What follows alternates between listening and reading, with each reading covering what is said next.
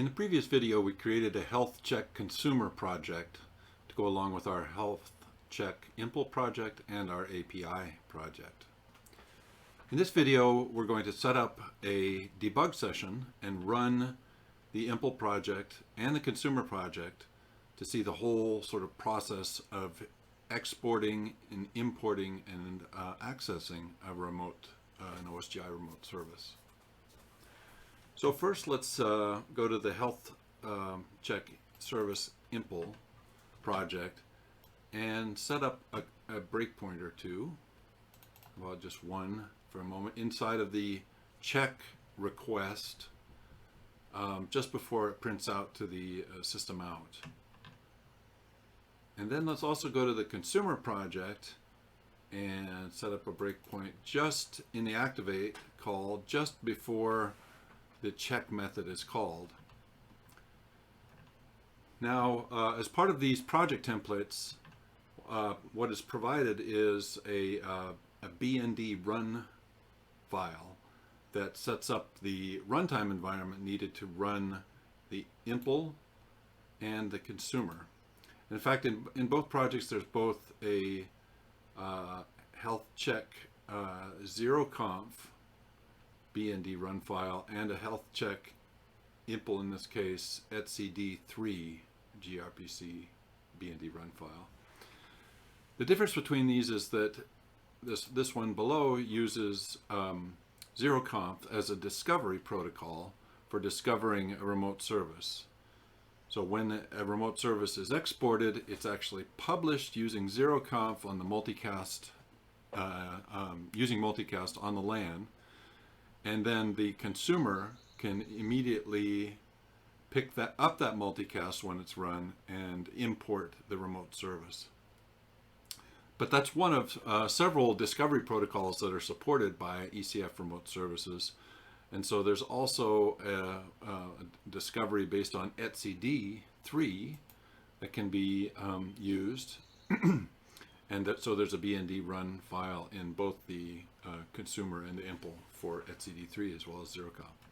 But in this case, we'll do the discovery using zeroconf. So when we bring up the BND run for the impl project, the first thing we need to do with the BND run file is resolve the bundles. And that's done by clicking update here. And now we're ready to run the impl in the debugger. So we'll start off doing that first. And in the console, will be output the exported endpoint description. And so there it is. And so this is a debug output for remote services that prints out the what's called the export registration. And this registration has inside of it an endpoint description that provides all the metadata for describing this exported endpoint. And there it is. And this, as well as being printed out to the console, was also published via zeroconf on my local LAN here. So let's go to the consumer now, and then this is running. Let's go to the consumer now and open its BND run file. And then resolve it as soon as it has a chance to catch up. Just doing the resolve right now. And we'll choose update to complete the resolve. Okay, there we've started the consumer. And after a few moments, when it does the multicast discovery, it will discover the remote service, import it using the ECF Remote Services implementation, and then inject it into the consumer component, and then finally call the activate method, and that's what we're debugging into now is the breakpoint that I set before the health service check. And you can see by me pointing at the health service instance that it's actually a proxy that was dynamically created by the ECF RSA implementation. And I will set another breakpoint right there so it doesn't go immediately into the watch server call. But when I run this check, let me put another breakpoint there, it's going to break into the server.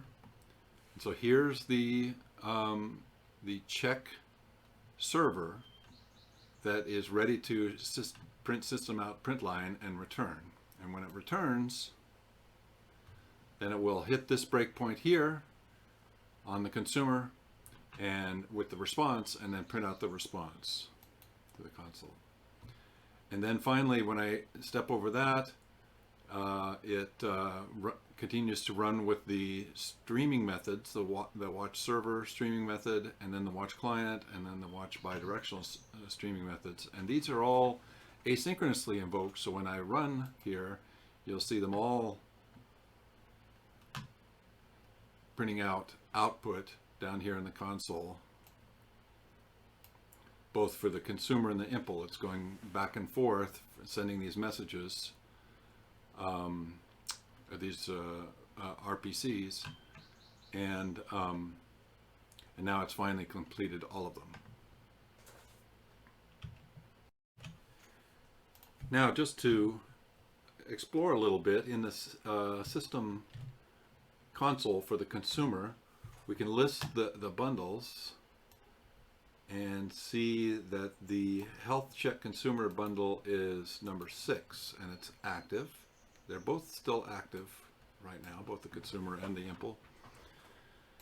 And so I'm going to stop bundle 6, which is the consumer bundle, and that will result in the health check service being, this reference being unbound to this consumer. So let me do that.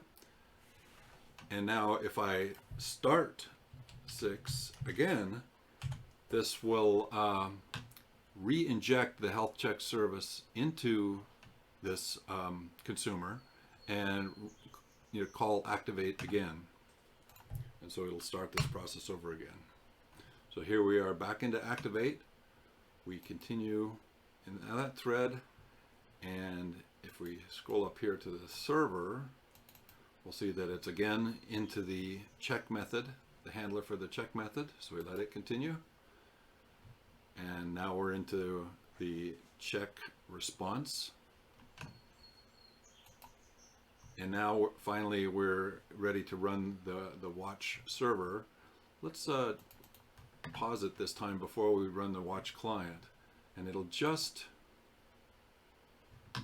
see that the server responded to the consumer with a number of responses. I think it's 30, something on that order, and it did it all fairly quickly and printed out a message here for each time it received a response from the server. And then here we're going to now have the client stream a number of messages to the server, and then it's also now doing the bidirectional, which is this call.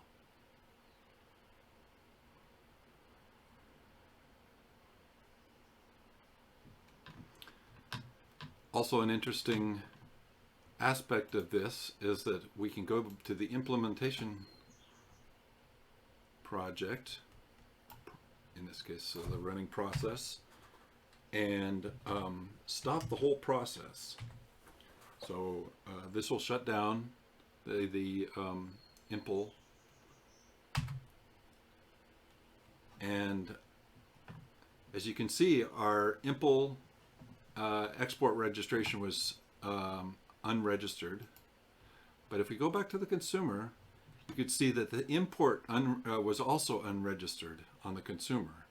So what caused this was that the server going down disconnected from the client, and the client, the consumer, detected that and handled it by unregistering the imported health service proxy.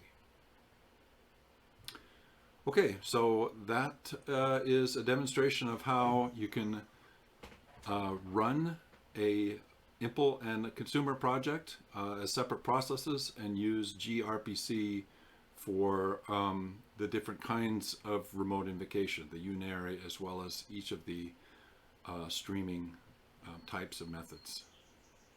Thank you. For more information, please see the following URLs.